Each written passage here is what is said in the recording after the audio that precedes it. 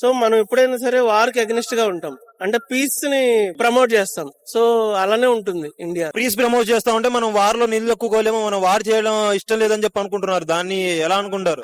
అనుకునే వాళ్ళు ఎన్నైనా అనుకుంటారు బ్రో. అలా అని చెప్పి మనం వన్స్ దిగామనుకో, శత్రుత్వం ఎంతకాలం జరుగుతూ ఉంటుందో అంతకాలం అటాకులు జరుగుతూనే ఉంటాయి.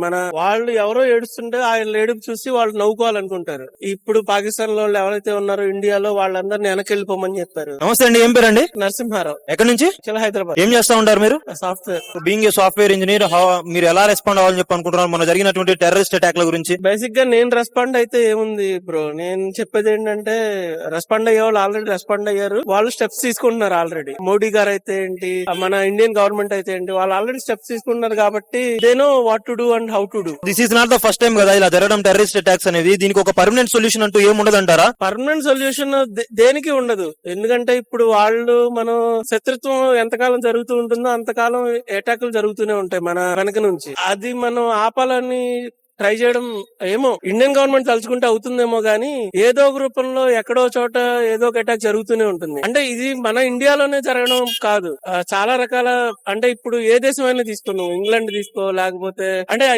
యూరోపియన్ కంట్రీస్ తీసుకో, యుఎస్ఏ తీసుకో, అన్ని చోట్ల జరుగుతూనే ఉన్నాయి ఎక్కడో చోట ఏదో ఒకటి. వీటిని అన్నిటిని ఆపాలనుకోవడం అనేది ఇట్ ఈస్ ఇంపాసిబుల్. మనం ఇప్పుడు ఫైట్ చేస్తుంది పాకిస్తానీ టెర్రరిస్టులతో. So what they are actually trying to fight for? Nothing. They wanted to destroy India, that's it. They are willing to destroy India, or they are willing to occupy Kashmir? No, not only the Kashmir. They don't want to see us smiling. That's it. అదే ఇప్పుడు మనకు ఆ cinema ఉంది కదా, ఆ cinema పేరేంటి, fighter లో villain లాగా వాళ్ళు అనుకుంటారని నా ఫీలింగ్. అంటే పాకిస్తాన్ అందరూ కాదు నా ఉద్దేశం, ఎవరైతే టెర్రరిస్టులు ఇలా అటాక్ చేస్తున్నారో వాళ్ళ వరకు నేను చెప్తున్నా. వాళ్ళు ఎవరో ఏడుస్తుంటే ఆయన ఏడుపు చూసి వాళ్ళు నవ్వుకోవాలనుకుంటారు. అదొక సాడిజం అంతే, మనం ఏం చేయలేం దాన్ని. మనం ఏమైనా వార్ బ్రోకౌట్ అయ్యే ఛాన్సెస్ ఉండొచ్చు అని చెప్పి అనుకోవచ్చా? చెప్పలేం. అంటే అది కాదు ఇండియన్ గవర్నమెంట్ తీసుకోవాల్సింది, మనం ఏం చెప్పగలం. That is up to Indian government. వాళ్ళు ఎలాగా స్టెప్స్ తీసుకుంటారు, ఎలా ముందుకెళ్తారు అనేది. ఇఫ్ ఇన్ కేస్ వార్ సైరం మోగిస్తే మనం విన్ అయ్యే ఛాన్స్ ఉందంటారా? ఛాన్స్ అయితే ఉండొచ్చు, బట్ ఎందుకంటే ఆల్రెడీ ఇప్పుడు అదే చినాబ్ రివర్ అవన్నీ బంద్ చేస్తారు. ఇప్పుడు వాటర్ చిన్న చిన్నగా చాలా బంద్ చేస్తున్నారు.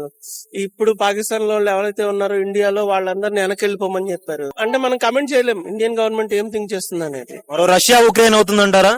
అంత అవ్వకపోవచ్చు. అదే బ్రో, చెప్పలేం ఏం జరుగుతుంది అనేది. It is up to the both governments. అన్నెసరీగా ప్రాణ నష్టం జరగడం తప్పితే ఇద్దరు గవర్నమెంట్లు కూర్చోవాలి, టెర్రరిజం అంతం చేయాలి, అదొక్కటే ఫైనల్ సొల్యూషన్. ఇండియా అనేది ఎప్పుడు ఒకరి చెడు కోరుకోదు, బాగే కోరుకునేది అని చెప్పి అంటారు, అంతే కదా? అంతే కదా. ఇప్పుడు చూడు, ఉక్రెయిన్ వార్ జరిగినప్పుడు కూడా మోడీ గారు వెళ్ళి అక్కడికి వెళ్ళి చెయ్యొద్దు అంటే పీస్ కోరుకొని వచ్చారు. సో మనం ఎప్పుడైనా సరే వార్ కి అగెనిస్ట్ గా ఉంటాం, అంటే పీస్ ని ప్రమోట్ చేస్తాం. సో అలానే ఉంటుంది ఇండియా. పీస్ ప్రమోట్ చేస్తా ఉంటే మనం వార్ లో నీళ్ళు ఎక్కుకోలేమో, మనం వార్ చేయడం ఇష్టం లేదని చెప్పి అనుకుంటున్నారు. దాన్ని ఎలా అనుకుంటారు? అనుకునే వాళ్ళు ఎన్నైనా అనుకుంటారు బ్రో. అలా అని చెప్పి మనం వన్స్ దిగామనుకో, అటు సైడ్ ఇటు సైడ్ రెండు సైడ్ల ప్రాణ నష్టం జరుగుతుంది. మనం రెచ్చిపోయి వారికి దిగితే అది ఇరువైపులా నష్టం అన్నమాట. సో మన కెపాసిటీ అంటే మనకు తెలుసు. ఇతరులు ఏదో వాగారని చెప్పి మనం ఏదో రెచ్చిపోకూడదు అంట నేనైతే.